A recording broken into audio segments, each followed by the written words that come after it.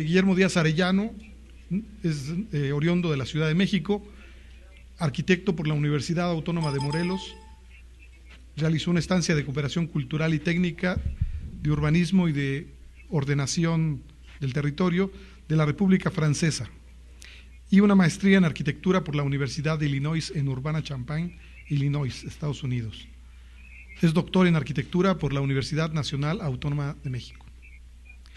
La práctica profesional como arquitecto se inició en el Grupo del Sol, en varios proyectos de arquitectura solar y vivienda autosuficiente. Posteriormente diseñó y realizó el estudio del artista Abel Quesada, asimismo un pasaje comercial y vivienda en Tlaxcala.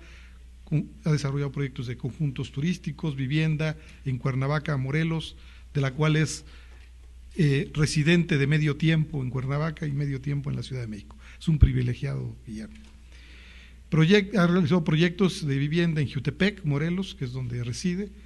Participó en el cambio de uso del suelo para el desarrollo de la plaza comercial vecina del monumento al drenaje profundo del Distrito Federal, y ha participado en la realización y asesoría de diversos proyectos. Esto es en el ámbito profesional como arquitecto. Sus inicios como docente los realizó como profesor en las materias de urbanismo de la UNAM, coordinada por el arquitecto Domingo García Ramos, en donde también tuvo la oportunidad de colaborar ser colaborador del artista plástico alemán Matthias Geritz, en las materias de diseño básico. Por más de 30 años se ha desempeñado como profesor investigador en el Departamento de Evaluación del Diseño en el Tiempo de la Universidad Autónoma Metropolitana Azcapotzalco. En los últimos años ha coordinado los ciclos de conferencia Arquitectura y Ciudad, que posiblemente nuestros alumnos lo hayan tomado con él, y también el ciclo Tendencias de la Arquitectura y la Escultura Contemporánea. En su larga carrera como académico ha desempeñado varios cargos académico-administrativos y comisiones académicas dentro de la UNAM, dentro de la UAM Azcapotzalco. Ha participado como conferencista en numerosos seminarios y coloquios, y también ha publicado diversos artículos sobre temas de arquitectura religiosa contemporánea en México, la obra de Luis Barragán y Matthias Geritz, arquitectura y escultura monumental, espacio público y arte urbano, entre otros temas. Esto en revistas y publicaciones especializadas en México y de otras partes del mundo. Es coautor del libro Normatividad para los conjuntos habitacionales, publicado por la UAM Azcapotzalco. También es un viajero constante, le gusta viajar, observar, un agudo observador de la arquitectura y de las situaciones en la ciudad, y esto lo plasma a través de su cámara fotográfica, lo que le ha permitido presentar su obra fotográfica en diversas exposiciones en el país. Ha impartido conferencias y presentaciones audiovisuales en diferentes foros nacionales e internacionales. Bueno, los dejo con ustedes, con el doctor Guillermo Díaz Arellano. Bienvenido.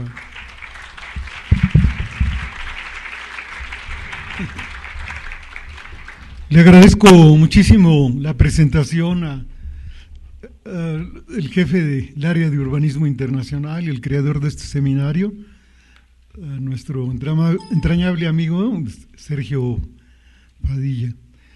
Yo quiero empezar con un desacuerdo que tengo con Cristo. Grecia no es el país más corrupto del mundo. Lo que pasa es que México dio mordida y quedó en segundo lugar.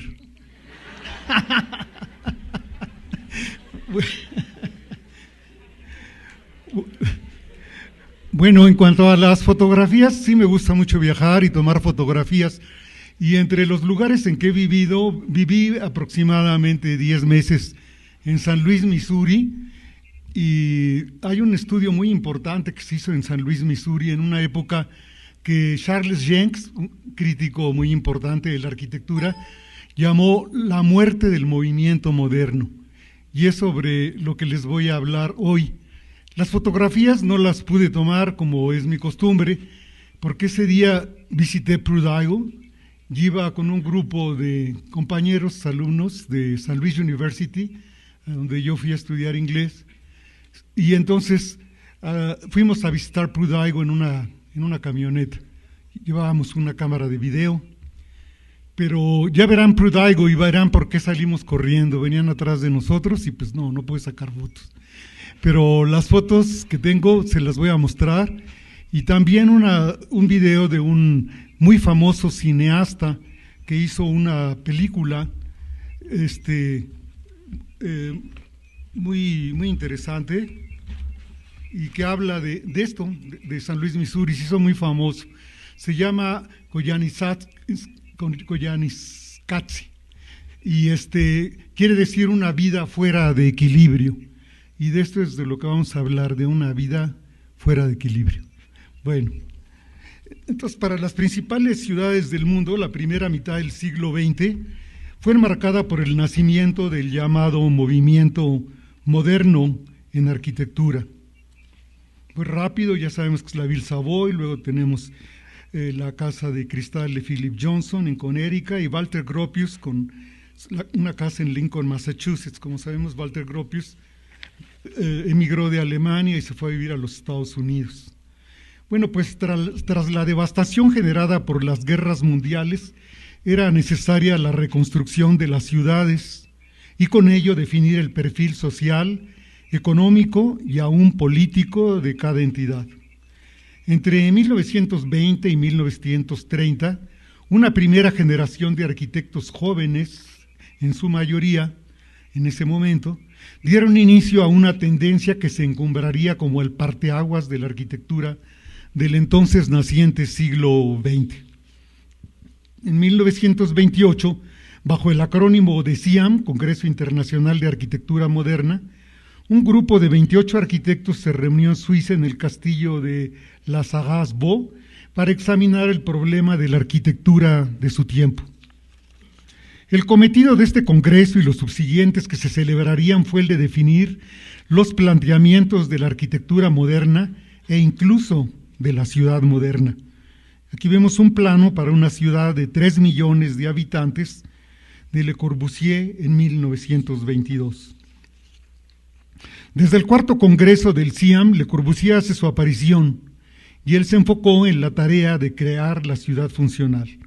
Tenemos aquí un plano para la ciudad funcional de Le Corbusier, y toda funcionaba como zoning. Entonces se pensaba que la arquitectura y también el urbanismo debería funcionar como una máquina, y así como en la máquina pues hay zonas, entonces él también pensaron en zonas en la ciudad como piezas, y hay una parte que es para la recreación, otra para el trabajo y la vivienda principalmente.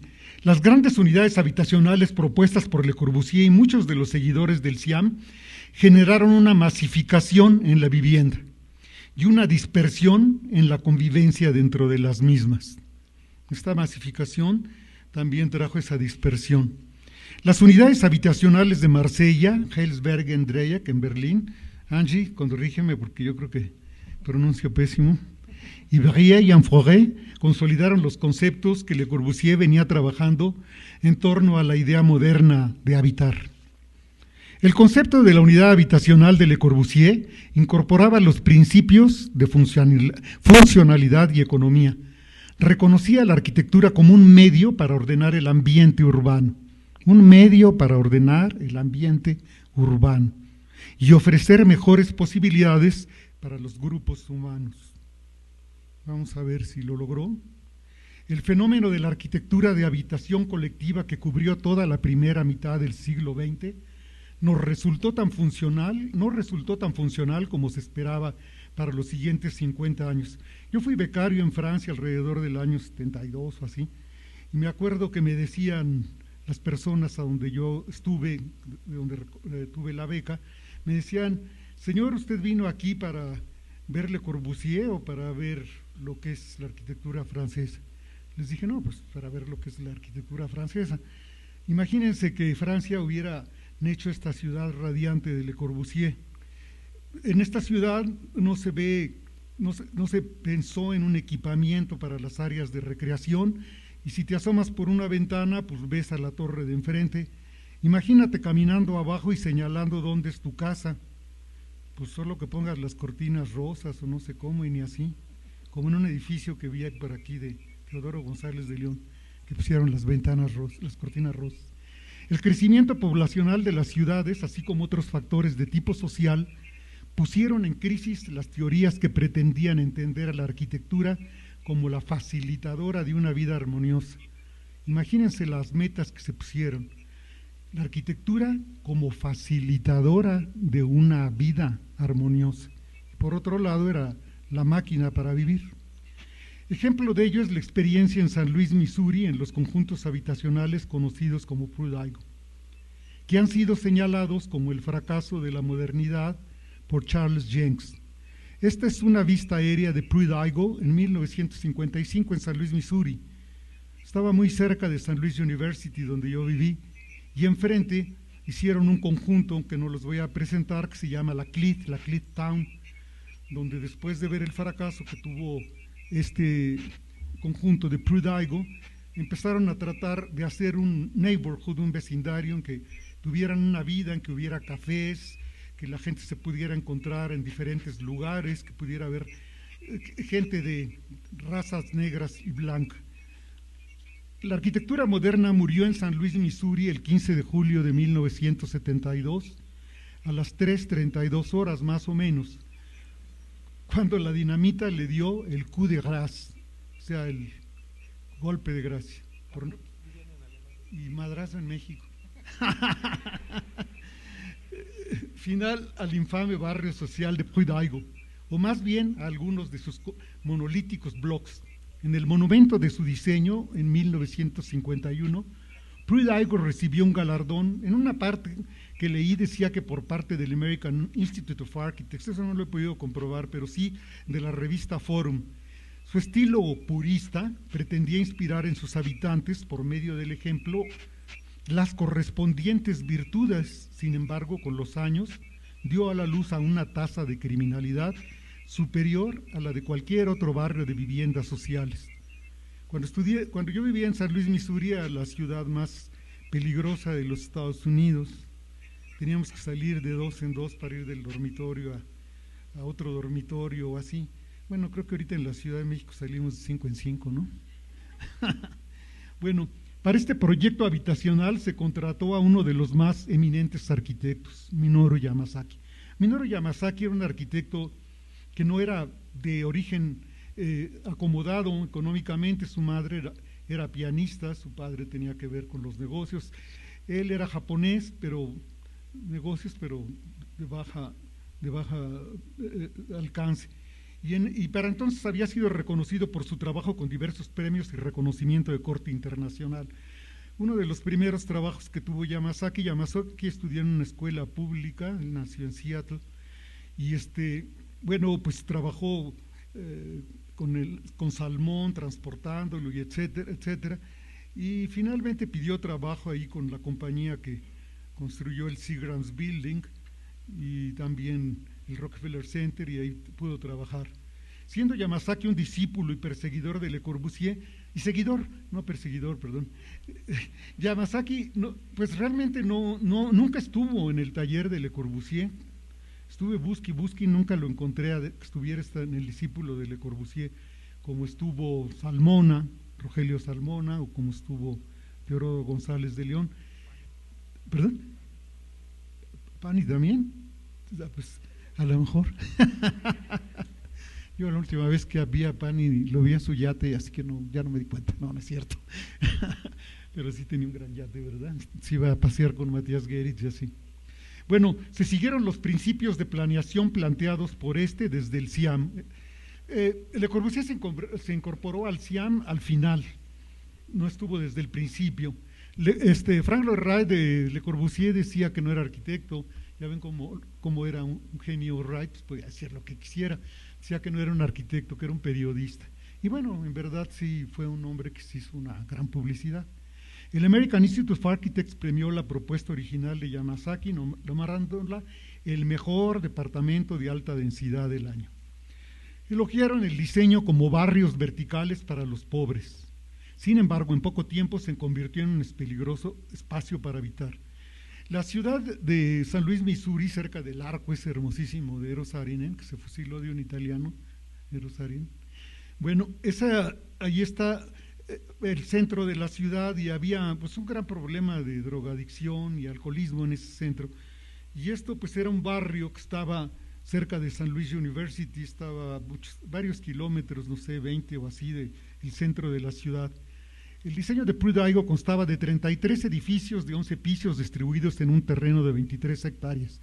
En un principio se quiso, bueno, esto era para raza negra y raza blanca, pero lo separaban, el café por un lado y la leche por el otro, no se podía el café con leche. Entonces, el complejo total constaba de 2.870 departamentos, pues con una densidad de 3 a 4, ya ven los negros cómo se reproducen. Uno de los más grandes de los Estados Unidos para esa época. La densidad se fijó en un nivel moderado de 50 unidades por acre, lo que equivale a 123 unidades por hectárea, 500 habitantes por hectárea, mayor que en los barrios marginales del centro. La idea innovadora de los pasillos internos no se concretó exitosamente, ya que además del comportamiento social que en ellos se dio, contribuyeron la ventilación deficiente, no había un aire acondicionado, y la carencia de aire acondicionado central. No alcanzó el dinero porque se lo gastaron en el proyecto. Entonces aquí vemos en esos pasillos, de la izquierda, cómo Yamasaki lo vio desde su despacho, con un carrito ahí, con un bebé, etcétera, y la realidad, con el grafiti y todo esto. Esto es lo que sucedió. Pruitt-Igoe costó inicialmente $36 millones, que eran 60% por encima del promedio nacional para la vivienda pública. En un principio se pensó que no todos iban a ser torres, que también iba a haber edificios de altura mediana y otros al que se pudiera alcanzar directamente desde la calle, o sea, como de 1 o 2 pisos. Pero finalmente pidieron que las autoridades que fueran todas estas torres siguiendo los principios de planeación de Le Corbusier. Los costos se elevaron por muchos factores: altos sueldos por la mano de obra sindicalizada, los costos elevados del sistema de calefacción. Se generó una cadena arbitraria de reducción de costos en otras partes vitales del edificio. Los elevadores, nada más había elevador en el primer piso, había elevador en el cuarto piso, después había elevador en el 7º piso y en el 10º piso. Esos eran los elevadores para subías o bajabas según donde te bajabas. El proyecto se convirtió en un desastre cuando el lugar comenzó a ser habitado por familias que necesitaban apoyo económico por parte del gobierno. El diseño favoreció a que los brotes de violencia incluso encontraran un espacio de organización, o sea, fueron propicios para un espacio de organización y protección para las actividades ilícitas. Los corredores, los vestíbulos, los elevadores y las escaleras se convirtieron en lugares peligrosos para circular en ellos. Las áreas de convivencia y el resto de los espacios de circulación eran intransitables e inhabitables. Y ya llegando a lo que era el proyecto urbano, toda la localización de los edificios, pues resulta que al estilo de la Ville Radies, pues no le pusieron lugares para la recreación ni estacionamientos, ni pensaron en unos estacionamientos localizados en una forma cómoda y que requiriera pocas circulaciones para llegar a la vivienda. Los edificios tuvieron que ser dinamitados. Antes pensaron, pues, ¿qué tal si le quitamos 2 pisos? ¿Qué tal si quitamos 3 pisos? Al principio sacaban gente vestida, negra, de color, muy bien vestida, y en los departamentos bien amueblados. Pero en diciembre de 1971 las autoridades estatales y federales llegaron al acuerdo de demoler los edificios de Pruitt-Igoe. Entonces aquí es el video. Entonces aquí vamos a ver qué pasa con el edificio. Aquí como vemos la fórmula del Corbusier: ventanas horizontales, edificios sobre pilotes para que se viera del otro lado del jardín y continuara, planta libre. Lo único que sí no hicieron fueron lo de las azoteas que pudieran ser habitables. Por cierto que ahora que estuve en Barcelona me enteré que la Casa de la Pedrera pues también tiene planta libre, que también la azotea puede ser utilizable, que entonces estos principios pues ya los admiraba Le Corbusier de una visita que hizo a Barcelona, la Casa de la Pedrera de Gaudí. Ahí está el premio que le dieron al edificio. Entonces vemos cómo la gente empezó a agredir el edificio, fíjense la rabia que tenía. Ahí vemos cortinas de papel de baño, en un momento dado, y la vida que se llevaba aquí pues era verdaderamente insalubre. Y esto fue el remedio. El día que nosotros fuimos en esa camioneta, que nos metimos, pues empezaron a seguirnos, gentes que estaban haciendo ahí fogatas y así, bueno, pues salimos corriendo sin fotos. Pero bueno, aquí se pensó que podían vivir en un principio blancos y negros. Enfrente se hizo la Clit Town, donde se hizo un breakthrough operation, una operación que rompe, donde viven negros y blancos mezclados. La gente tenía pánico de transitar por esos espacios abiertos. Platiqué con una muchacha negra que me decía que cuando atravesaba por aquí tenía miedo de que la violaran. Bueno, no es como el chiste de las monjitas ese, de la Madre Superiora, ¿no?, que decía que violación es violación. Pero no, aquí no. Entonces, atravesando la calle desde Prudigo se encuentra un complejo de vivienda más antiguo y más pequeño de casas ubicadas en hilera, y ese se llama Square Village, y fue creado para una población idéntica, a la cual no tuvo ningún problema.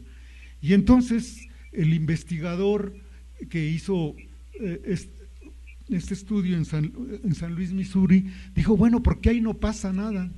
¿Cuál es el éxito de Carl Square Village y cuál es el fracaso de Prudigo? Y entonces se empezó a analizar, vamos a ver qué analizó. Hoy en día sabemos que el diseño de los espacios interiores y exteriores en un complejo habitacional puede ser determinante para su éxito o fracaso. Bueno, aquí puse algo en México, como para que no nos viéramos tan alejados. Bueno, lo que sigue. Entre Prudigo, la distribución de los espacios de circulación y áreas comunes no despertaba ningún sentimiento de control ni de identidad con respecto a la propiedad. Ustedes podrán decir, estos son gringos y por eso lo hicieron. Pues sí, pero ahorita los franceses también tiraron una torre en Reims, Francia, en la que quieren esto mismo, que la gente no tenga esas enormes torres y que la gente tenga un mayor sentimiento de control y de identidad con respecto a la propiedad, al tener los jardines más accesibles y las áreas de estacionamiento más cerca de las viviendas. Hay una relación directa en el efecto de la tipología de los edificios y el control de las calles por parte de los residentes. ¿Ya no hay ahí otro video, Mario?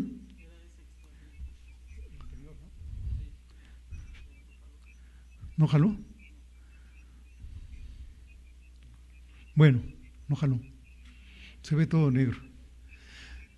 Hay una relación directa en el efecto de la tipología de los edificios y el control de las calles por parte de los residentes. Si examinamos los tres tipos de edificios desde el punto de vista del control que pueden ejercer los residentes de las calles circundantes, encontramos también marcadas diferencias. Entonces, esto de que la arquitectura es una máquina para vivir, pues aquí no fue una máquina para vivir, fue una máquina para delinquir también, porque todos esos enormes pasillos se prestaron a que ahí se metieran una serie de gentes malvivientes y asaltaran a las gentes antes de que entraran a sus casas, y se volvieron tierra de nadie, y cuando a los bandidos, los policías los correteaban, pues iban y se metían ahí en Prudigo. Entonces, para un área dada, la ciudad dentro de un terreno en el que se localizan diferentes tipologías de solución de diseño de conjunto de viviendas, podemos observar las diferencias en lo que se refiere a la posibilidad de los residentes en el control de las áreas que circundan sus viviendas y en las calles públicas. Next. Para un desarrollo de viviendas en la tipología de casas en hilera, con una densidad de 18 unidades por cada 4.047, vamos a ver tres ejemplos, uno de 18 unidades, de 18 viviendas, otro de 36 y otro de 51, y otros en torre, todos en un lote similar. Vamos a ver qué dice Newman, qué estudio hizo Newman sobre esto. Entonces, para un desarrollo de viviendas en la tipología de casas en hilera con una densidad de 18 unidades por 4.047 metros, casi media hectárea, digamos, por 1.000 metros no es la media hectárea, Cada manzana ha sido subdividida de tal forma que todos los terrenos, exceptuando a las calles y banquetas, han sido asignados a viviendas individuales. Entonces aquí nosotros tenemos todo esto, lo negro, que son áreas que se vuelven privadas. Luego tenemos la parte de acá de la calle, que es un área pública, las banquetas, que es un área semipública, y ya el acceso a las viviendas, y tenemos un control desde las viviendas hacia la calle, que aunque sea calle, pues ya te hacen sentir un cierto sentido de identidad, sino de propiedad, con respecto al conjunto. La siguiente, por favor.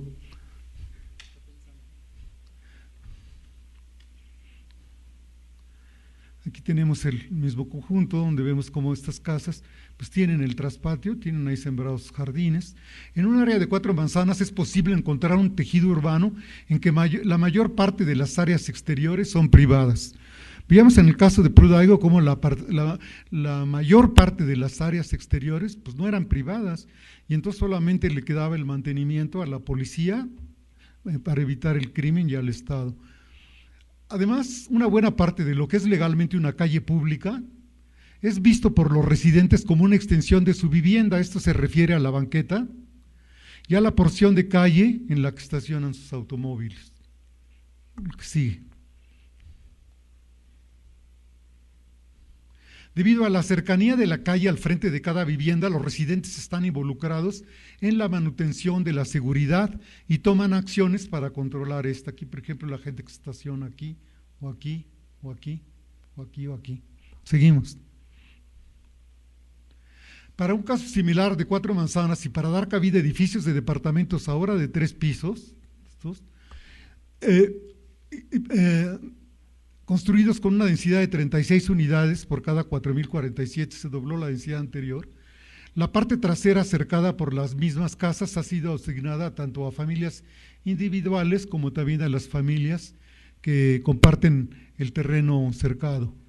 Las personas que están en la planta alta pues pueden en un momento dado tener vista hacia estos jardines. En la misma área de 4 manzanas, pero ahora desarrollada como una supermanzana con edificios tipo torre, con una densidad de 50 viviendas por cada 4.047 metros cuadrados, en un proyecto que consta con unos sistemas de circulaciones interiores que consiste en un vestíbulo público, elevadores, 5 escaleras y corredores. ¿Qué sucede? Que los terrenos que circundan a los edificios son accesibles para todos y no han sido asignados a un edificio en particular. Seguimos. Se durmió la computadora. Resultado de lo anterior, los residentes sienten muy poco sentido de pertenencia. Esta es la conclusión a que llegó Weimann. Y esta se hablaba mucho entre los sociólogos en Francia, cuando veían los grandes conjuntos habitacionales. Hacia esos terrenos y por lo tanto menos responsabilidad sobre ellos y aún menos con las calles públicas circundantes.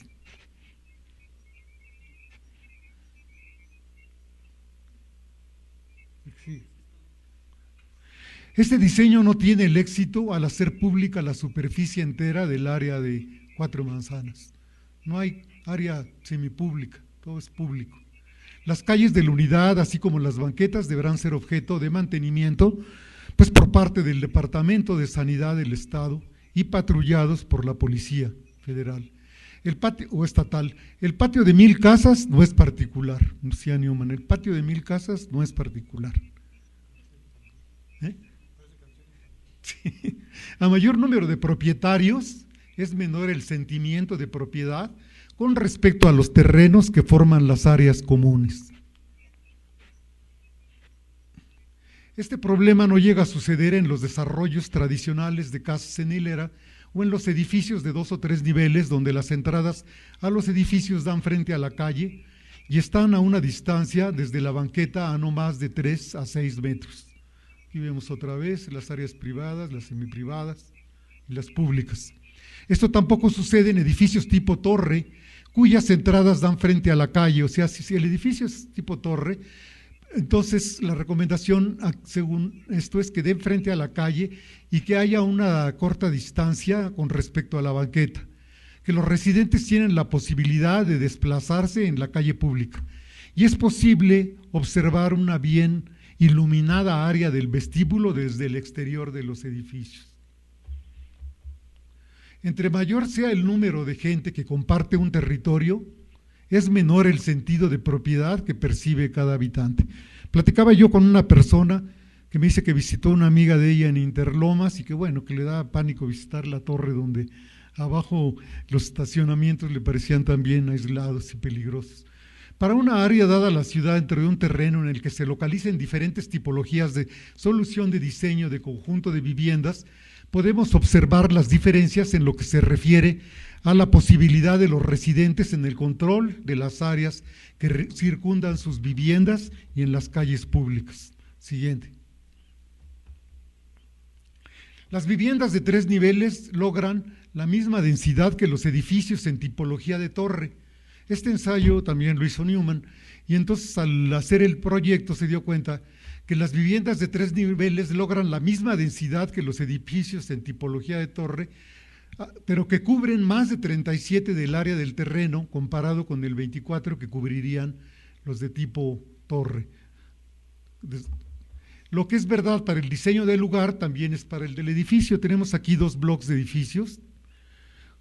¿Ok? En uno son 2 entradas, en otro son 2, 3, 4 entradas. La misma envoltura de un edificio puede ser subdividida de diferentes maneras para producir resultados dramáticamente diferentes. En 2 configuraciones de departamentos de 3 pisos sirviendo a 24 familias, en cada una de ellas se puede tener solamente 2 entradas para las 24 viviendas, y en esa forma 8 familias comparten un corredor común en cada piso. O sea, entras aquí, todos los pasillos están al servicio de todos. Y además los corredores en cada piso están abiertos para las 24 familias en cada edificio. La que sigue. En este caso, pues son 4. En el otro diseño, 6 familias comparten una entrada común y solo 2 familias comparten un área común en cada piso. En el diseño en el que hay menor número de familias compartiendo una entrada, se permite a las familias un mayor control de los espacios públicos y pueden reconocer con más facilidad a los residentes y distinguirlos de los intrusos y observar que se mantenga un comportamiento aceptable.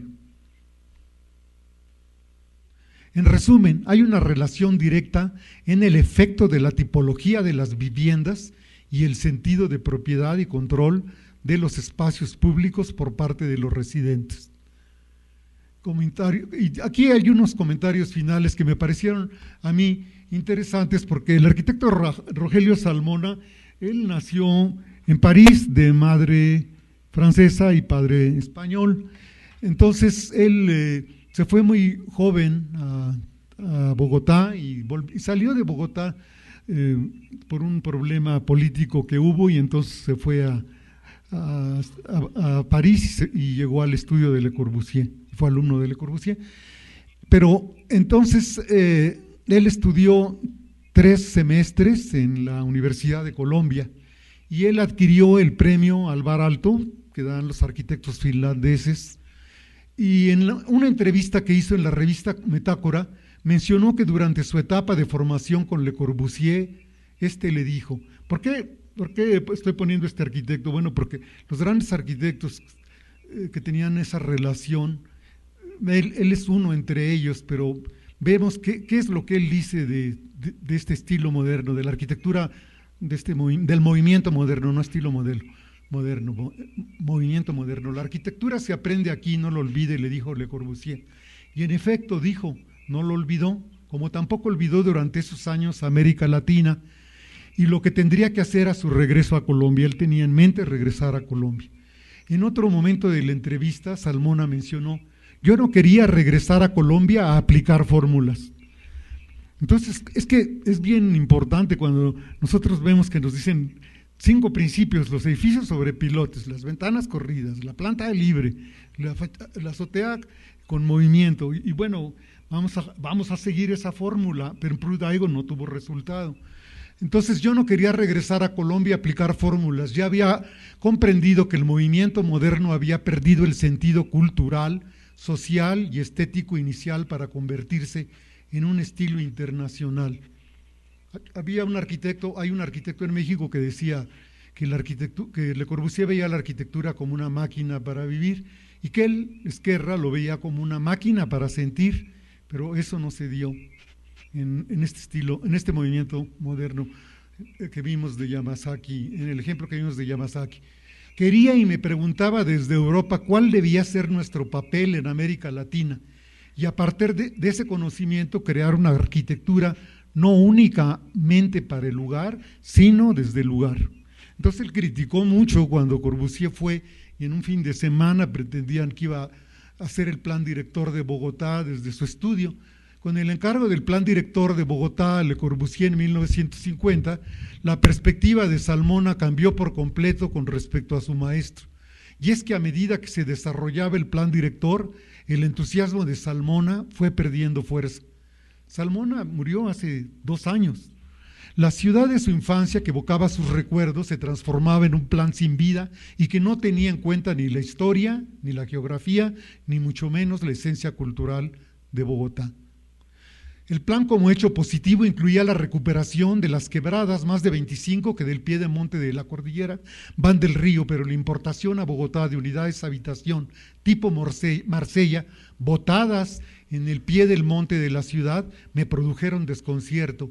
No se construyeron afortunadamente para Le Corbusier y para Bogotá. Bueno, podemos encontrar en las palabras de Salmona el juicio que hace sobre su maestro y el movimiento moderno. Y cuando dice que a su regreso a Latinoamérica no quería aplicar fórmulas, sino entender los factores culturales, sociales, políticos, económicos, así como los geográficos para trascender el estilo internacional, proyectando desde el lugar y no para el lugar. Cita que viene al caso cuando se tiene en la memoria el hecho de que Le Corbusier, tras una breve visita a Colombia, pretendió dar una solución a la problemática urbana y de vivienda. Considero que la evaluación de la propuesta de Le Corbusier por parte de uno de los más destacados arquitectos que con él colaboraron puede y debería hacernos reflexionar y actuar en los campos del diseño urbano, así como en el de la arquitectura, para trascender la aplicación de fórmulas que en el ejemplo presentado muestran que no solo no se cumplió ni siquiera con lo necesario para el funcionamiento de una máquina para vivir. Bueno, pues eso es lo que tengo. ¿Que falta algo? Lo anterior está más cerca de nosotros, de nuestra realidad actual, de nuestros requerimientos, dado que viene de uno de los más distinguidos y reconocidos arquitectos a nivel internacional que trascendió las enseñanzas de su maestro Le Corbusier en su práctica profesional, en sus obras en Latinoamérica, que es la declaratoria del fin del movimiento moderno del famoso crítico Charles Jencks. O sea, está la crítica de Charles Jencks, pero otro golpe fuerte también es estas reflexiones de Salmón. Pensamos que la reacción al funcionalismo y al racionalismo